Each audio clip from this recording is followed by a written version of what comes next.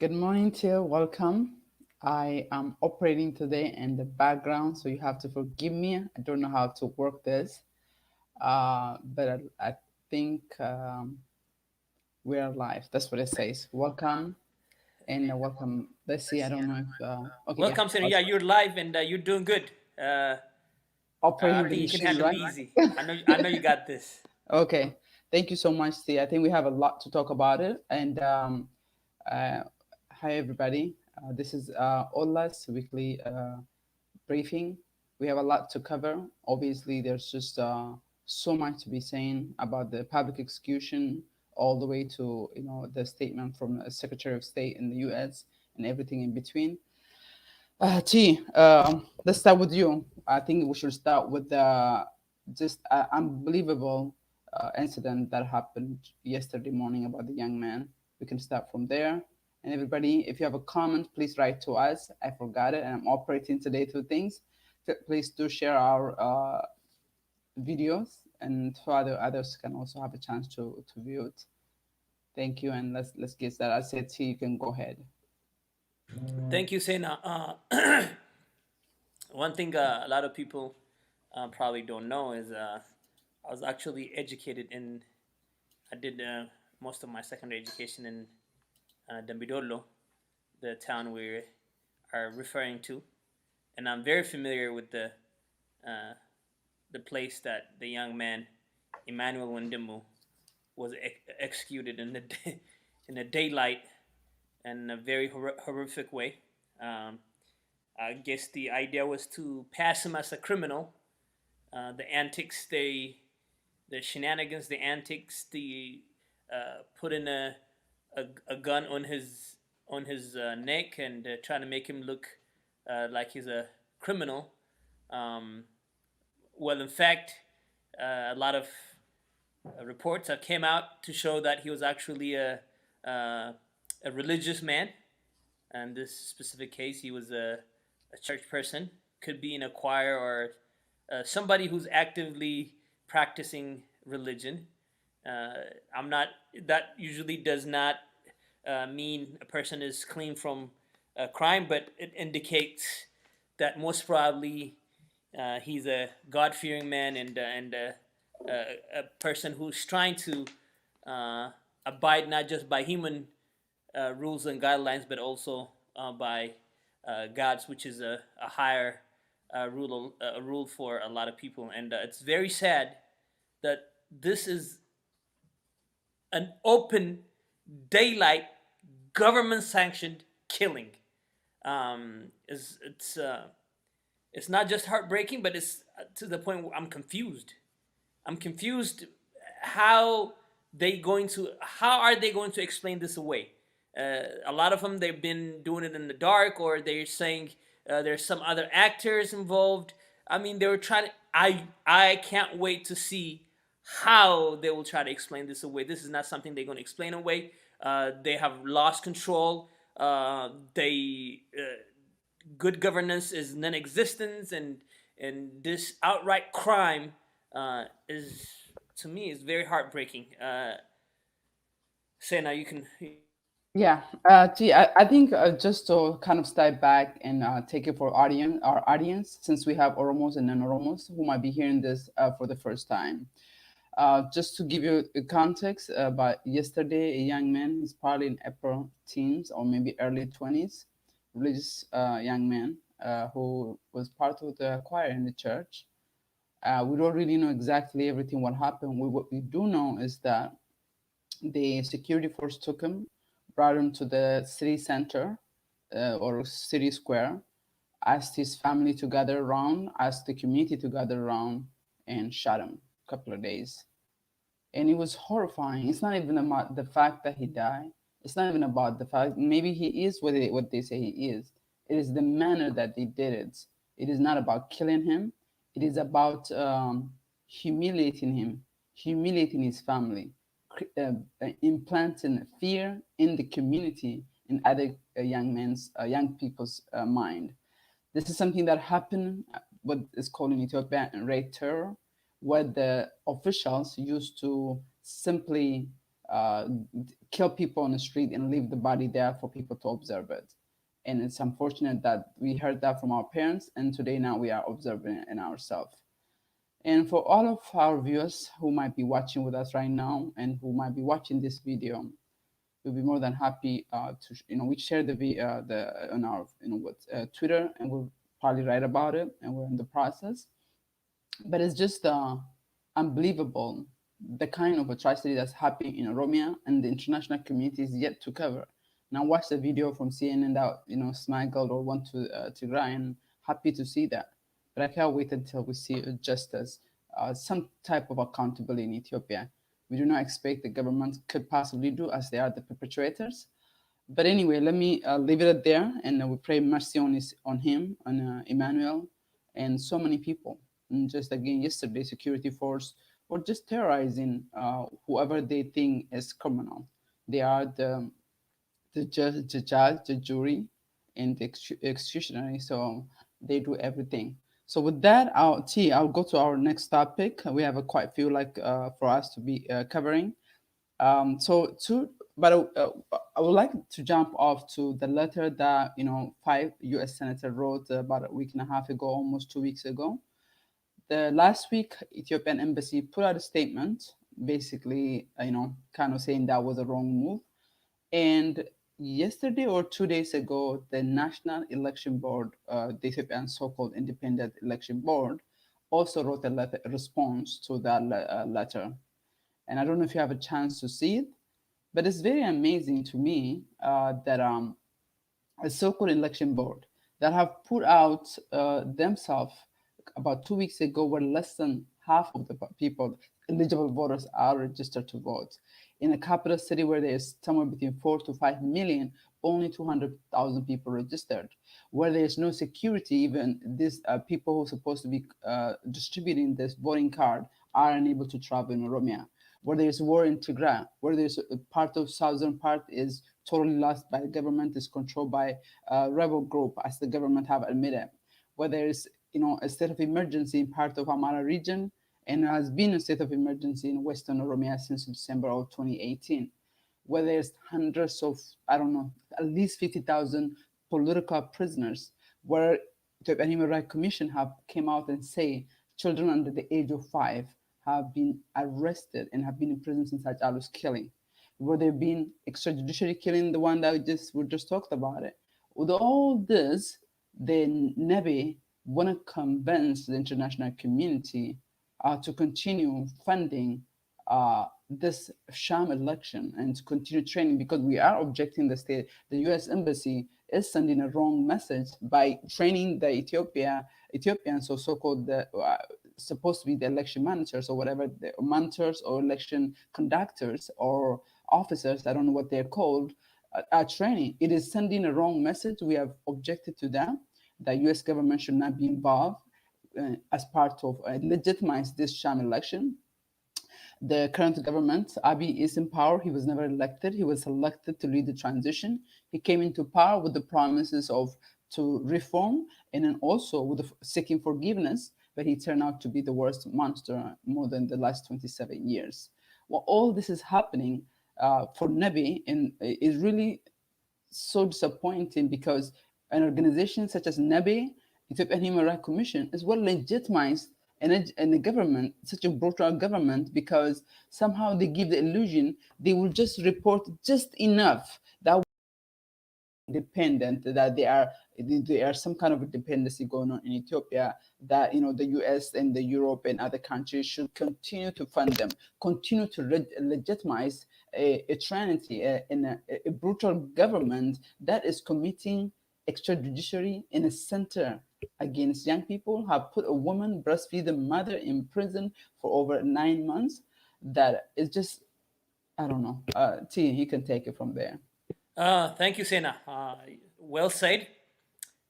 The letter, just to remind everybody, five U.S. senators, they wrote a letter to Special Envoy to Horn of Africa, Jeffrey Feltman, um, urging him to address some issues in Tigray, in Oromia, and other areas of Ethiopia. I just want to remind viewers that the letter was a somewhat comprehensive letter that includes a lot of areas within the country that have problems. And also at the end, they also talked about the sham election.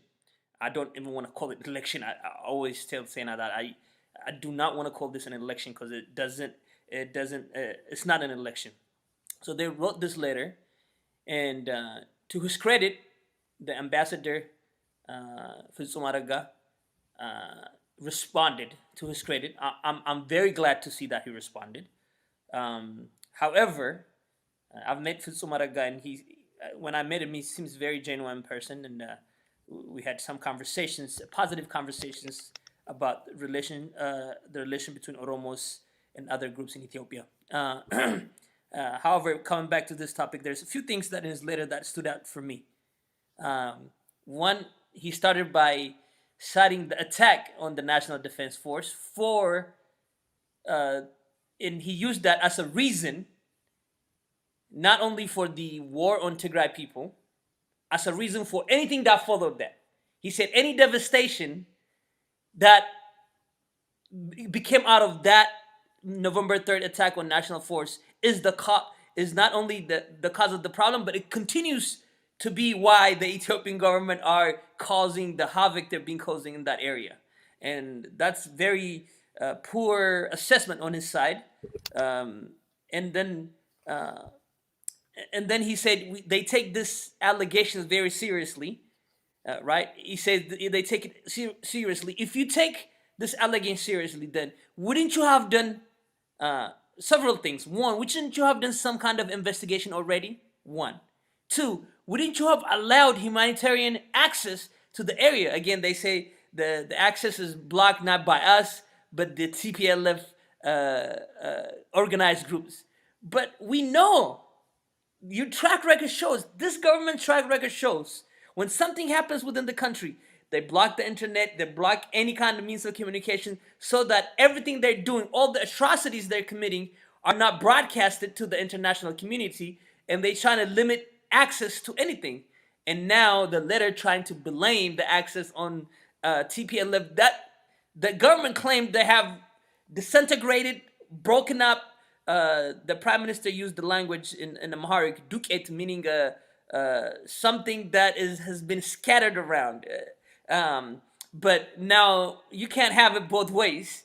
You can't say it's been disintegrated, and then you can also say, oh, the organized groups are not allowing access. So another dishonest remark by the ambassador.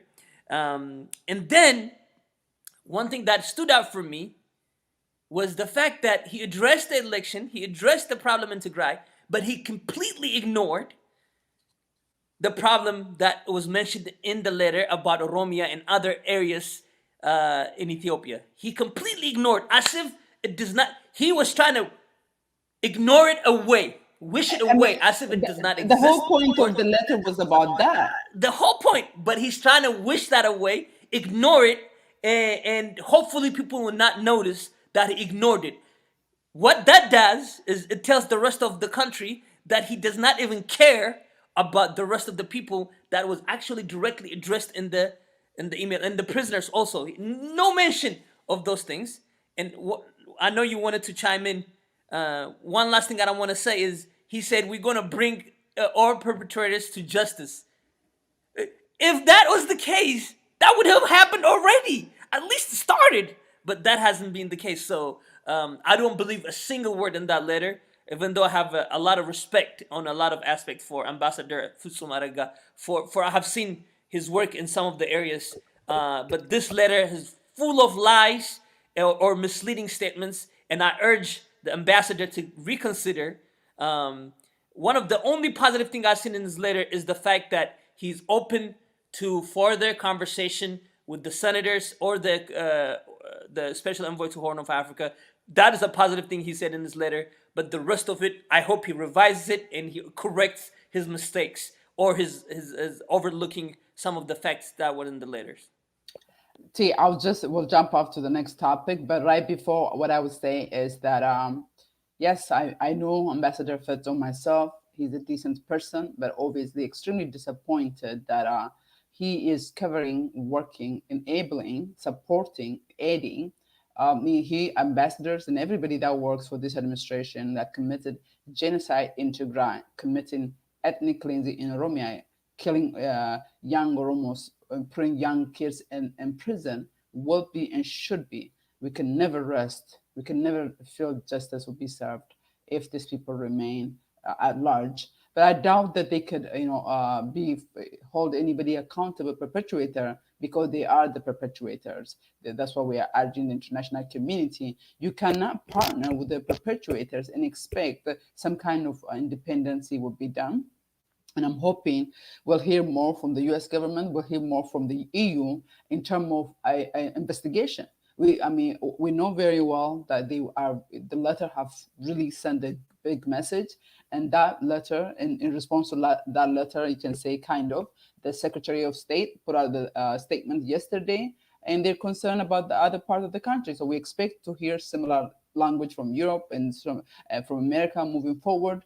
That it is very important that the U.S. take it very seriously because we as Oromos, the largest ethnic group and at center of the country, it is only in Oromia that you find true diversity. You don't find that diversity in Tigray. You don't find diversity in Somalia. You don't find that No, diversity in any no. part of it. Yet Oromos are the one accused that Oromos have been neglected for so long. Young people feel desperate that our voice are not heard because we don't have guns, because young people feel like in Tigray got attention because they have guns. And I don't know if that's not the case. So we really urge the US government to publicly speak. We're not asking for favoritism. We're saying talk about that. But we need investigation, credible, independent investigation throughout the country. What happened? We need dialogue is necessary at this point. There's no way to continue on this path. The country is going to go up in flame. So I mean the statements such as wisdom that shows that the magnitude of that letter, have forced the embassy to respond, forced Nabi to respond. And I'm happy to see the Secretary of State have a much broader language, but that's not even close to being enough. We like to see the investigation about the Oromia being mentioned in the statement. There's nothing unique about that. Just for the sake of time, T, I'll move on to Just before you move on, Sena, I just want to say His Excellency Ambassador Fitzmaraga was compelled to mention that currently there are 47 political parties and 8,000 plus party candidates. I mean, if if he's compelled to mention these numbers, he should have addressed the part of the letter which says just because they support the opposition political parties, a lot of Oromos has been in jail. The 50,000 plus Oromos that are in jail should have been mentioned. If he's compelled to write some statistics, that should be one of the statistics that would have been in the letter, where opposition parties, and not only opposition parties, but even supporters have been rounded up and been put in jail by the numbers, by thousands. And that should have been the number that would have been his concern, more than 47 fake parties being registered for the election. I don't even want to call it election, saying that. Continue. Let's go to the next topic. Yes, and I'm glad I remember you mentioned about election. We'll jump into that election before we come back to our last topic. Yeah, I mean, we've been doing a campaign, Turek Sham election, and before we go talk about that, I would just say I see some people's name. Lamesa Wagga say that why international community kept quiet when it comes to Oromo people, and why we must say Abiy must go. Uh, because we have a reason. He's a murderer. That is, I think, I can't pronounce that. Sorry, I can't pronounce the name, but I think we agree at this point, and international communities are agree with us, and we expect to hear a little bit more and more vocal from especially from the West, from Europe and America, that Abiy is a murderer. All of this killing is on his hand. I mean, CNN just put out a short 8-minute video that I saw on CNN.com that how this got into Tigray area and what they recorded. It's mind-boggling to me. So let's talk about the election quickly. Thank you so much for Lamesa and M. Khalib for participating and sending us your question or opinion. I appreciate that. that about the election, T, that we obviously been doing Twitter Mondays, every Monday's Twitter campaign. We have put out the letter. We have there are other things coming up. We have in about a few weeks. We also ask make sure you follow us on Twitter, on Instagram. Also visit us website ollaa.org to get all of this information. We do have a campaign up to June, the first week of the first day, the first Monday of June. We might change from Mondays to another days, but stay tuned and just follow us and tweet and do your part. At the end of the day, it comes down to that. Let's talk about this quickly about this election, and take about a minute only because I want to talk about the other stuff. Why should what do we have to do? What do the community have to do? What do the international community have to do to make sure this sham election does not take place? And what is the outcome? I guess if U.S. government remains silent, that not openly oppose it. What do you think? What does that say about America? What does that send a message to the Ethiopians who know this election is not close to being credible? Not, I mean, the letter the five senators put out clearly say that this election it does not meet the international standard. What should the U.S. government do? What should the Ethiopians do? First of all, some of the things that they trying to do false equivalency. Uh, Abiy Ahmed tried it before. He said even in America, you've seen in election people die. This happened, that happened. No, you cannot compare the election in America to election in what you're trying to the election you're trying to have. And then again, the ambassador from Sumaraga said elections are not perfect. Trying to do false equivalency with other nations that have been running democratic elections for years. The imperfection that's found in U.S. Elections cannot be compared to the elections that you're trying to hold. Now, is it true that people of Ethiopia would love to see an election in Ethiopia? Yes. Is it true that the public will be for a fair and democratic election? Yes. And was it true that the people have been asking for an election? Yes. But what people are saying is one, we do not want a rushed election where all other parties are not able to fully campaign. Two, there are a lot of preconditions that has to be fulfilled before the election is held. One of the main ones being that there are a lot of opposition parties in the various makeshift prisons around the country. Now, you cannot have an election by first silencing everybody that you think is a formidable opponent. So that has to change before we can have a real election, and then open the space up. But the challenge with that is, see, according to the U.S., is Yes. that in no circumstance you want to discourage election because election is the only way people have their own opinion. But if you don't hold the election, it's just going to mean that Abiy is going to continue to be in power for however you want. So what options do we have if we don't have election? So that's the That's really a the great question. starting point. That's a great question because true, we don't want to discourage election, and that's why I hated to call this election all along, because we do want election in Ethiopia. We do think election will be better than no election in Ethiopia. However, I do not want to call this an election because of the circumstances does not fulfill it to be called an election. Therefore, this is not an election.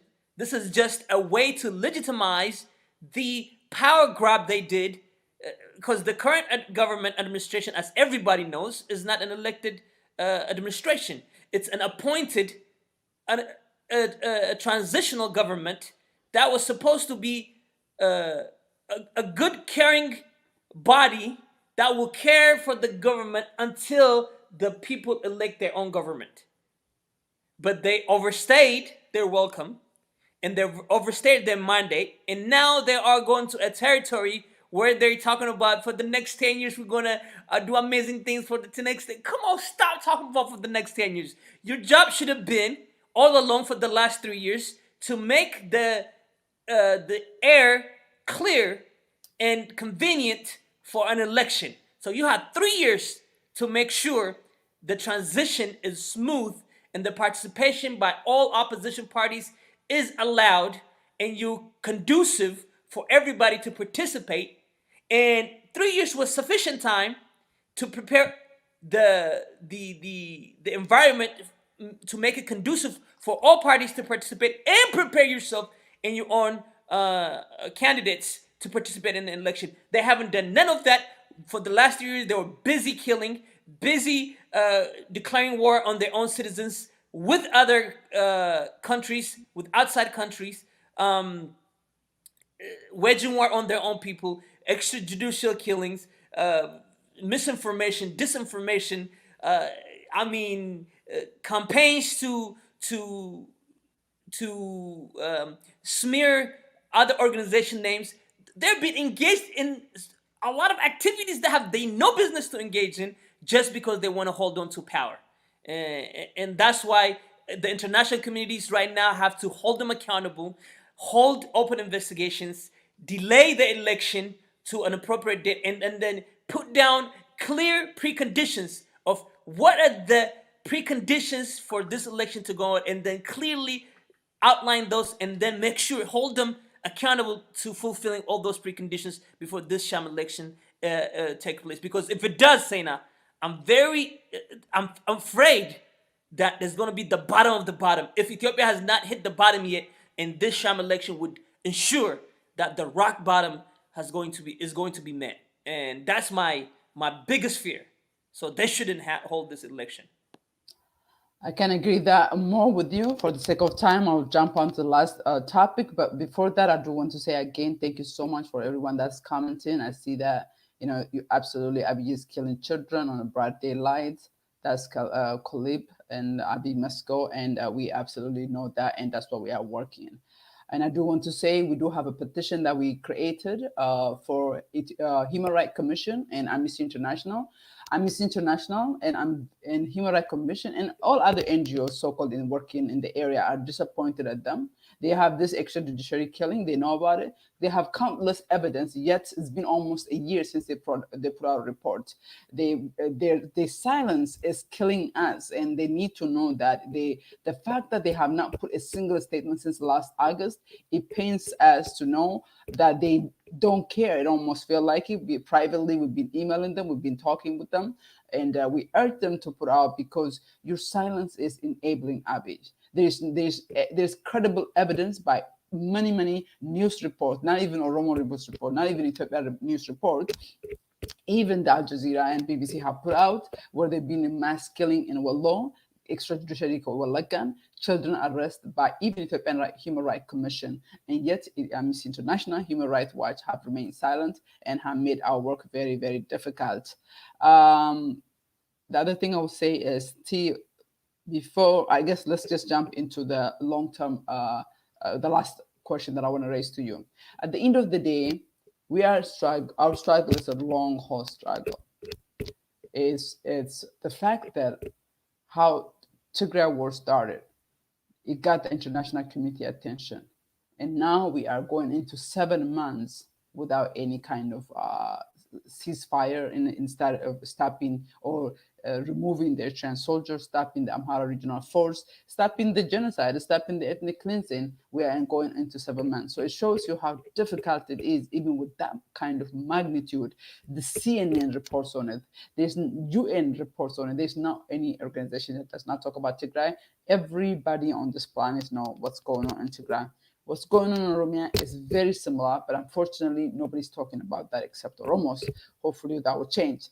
But that tells me how difficult the situation is. What I want to hear from you, T, is what do these young people, what do they have to do? What about the party leaders? Like, we have extrajudiciary killing in Wallaga, in Dambidolo.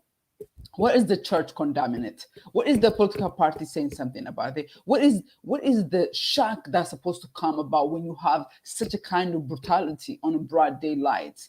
Let's say this guy is a criminal. Let's say this kid is a criminal. Whatever they say, like, do they have the right, the way they're terrorizing the community? And I'm equally disappointed. Like, what are the young people in the diaspora supposed to do? What about the church leader? When are we going to protest? When are we going to say something? When is the outcry is going to say? Not like just NGOs and human rights organizations that barely existed, are very new.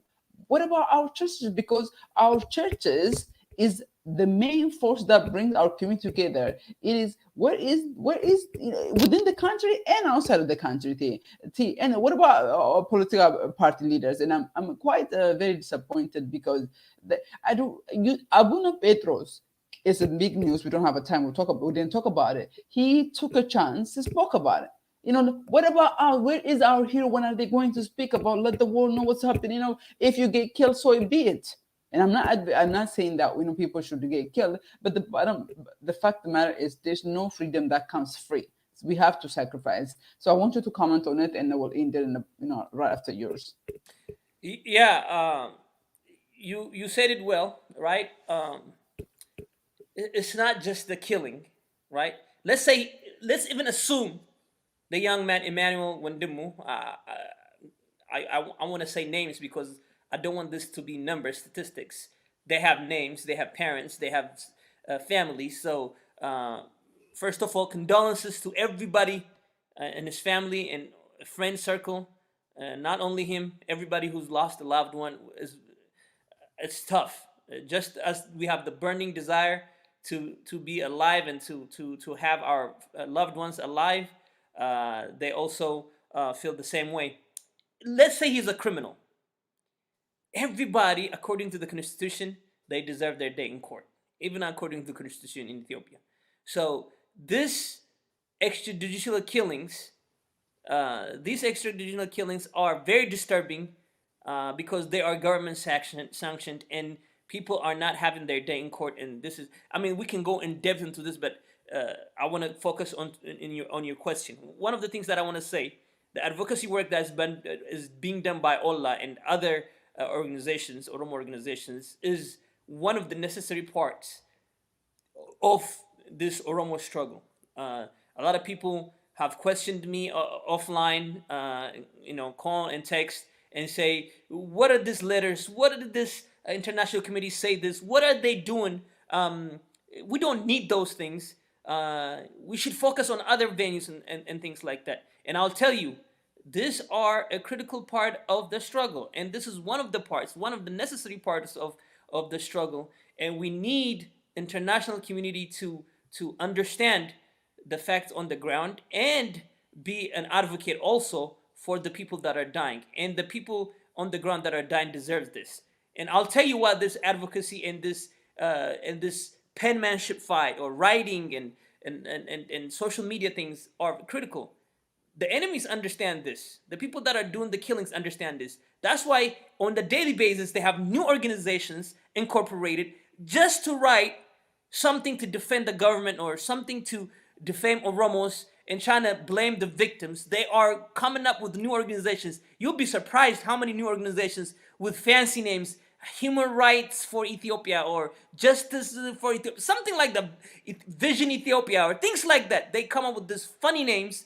They seem as if the names make it look like they are really for positive or for change within Ethiopia, a good change or desirable change in Ethiopia. However, what they're doing is they're disinforming and misinforming the public to actually double down and blame the victims and then shift accountability.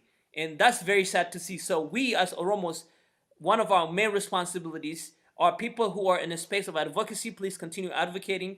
And like Sena said, I know some individuals, some religious individuals have been putting out on their own social media pages about these killings that are going on. But as organizations, I expect all religious organizations and institutions, Oromo institutions, to speak about, just as the priest that talked about the Tigray region, we have to expose. And this is the only way that we can have the whole international world know about what's going on in Oromia, is by having everybody participate.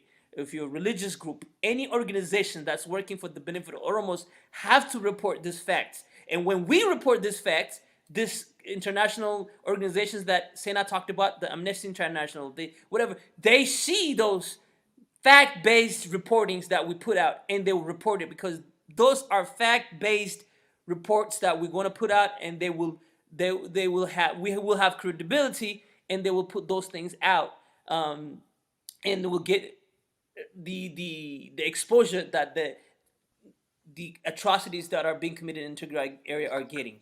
Therefore, all our responsibilities is to speak out, to speak out, to speak out, to speak out. Never be silent.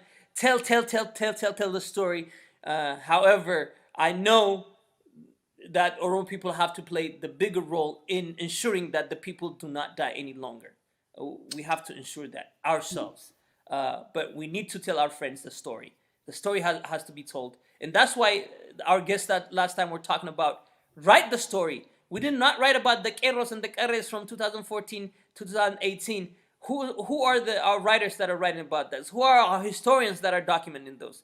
And then the current things that are happening, it has to be documented, has to be written, has to be known, has to be uh, has to be is a story that's hidden, a tragedy that's hidden from the world that the world has to know. And Oromos are large in number, and once the Oromos are mobilized in masses, there's going to be a point of no return. And I can't wait to see that because of what is happening to the people right now. Okay. Thank you so much. We'll conclude with that. My last comment after you will be that I urge our community leaders, I urge and call unto the Oromo political party leaders. I urge our church and mosque leaders. If we do not speak now, and I'm sure God is who we are serving and you are serving, and this young man deserve a justice, and so many young women in prison, impregnated, raped, that nobody's talking about it. They waiting for you. So we urge these people to speak up and don't post it individually as on Facebook. That's what activists do. That's what Rogeyi do. We expect the churches, mosques to put out official statement about this killing, not just one time. We expect them to go protest when they pray every Sunday after church gathering, every Saturday, every Wednesday after Bible study night. That they should be, Oromo people should be protesting in every city, and our people back home in Ethiopia, like when the government, what happened 2 days ago about the Muslims in Ethiopia, thousands of people rose up. This too is you. It's you who is got murdered on that street in Dembidolo. So you must rise. You must speak up. And then for the diaspora youth, don't feel despair and I guess too disappointed or overwhelmed. Do what you can. Don't be silent. Tweet about it. Join us on our Twitter campaign. Volunteer for us. There's so much to be doing, so much to be done, and a lot of time we don't have the capacity to do it. But with you and on board, if you have commitment, if you take this thing serious and what we do, and please join us and join other and then other organization leaders in diaspora, the same thing. If you have young people working under you, have a team of advocates that talking to you, congressmen, parliament, different officials. My last word would be, I think tomorrow's Eid al-Fitr, the end of Ramadan. I wish every Muslims happy Eid al-Fitr, and I'll see you guys next week. Said I have And last words. I know you have to go. One of a very critical thing that I want to, a critical message to everybody I want to send is just like anything in life, commitment, consistency, and discipline are needed, even in nonviolent struggle, right? We have to show up in large numbers, we have to be disciplined, we have to have commitment, and we have to be consistent. So I wanted to just echo what you just said. Do not stop. Keep writing, keep protesting, keep doing everything you need to do. It has to be a sustained movement. So, for example, every Mondays you can go to ollaa.org/election and then use hashtag Sham Ethiopian election and join the Twitter campaign. And then also there was another scroll down on the bottom that is not anymore, but I was seeing is as ollaa.org/donate. So if you want to donate and help the cause and the work that Ollaa has been doing, also you can do. Can somebody put that up? Ollaa.org/donate. Yep, ollaa.org/donate to make contributions. Any contribution will help. So please contribute and do not stop. Whatever you can, please do. And that's my last message is whatever you can, please do. But the only thing I don't want you to do is don't stop. We have to be consistent. We have to be persistent. We have to be disciplined, and it has to be sustained movement. okay, I can agree. Thank you so much. Let's end it with that. Bye bye.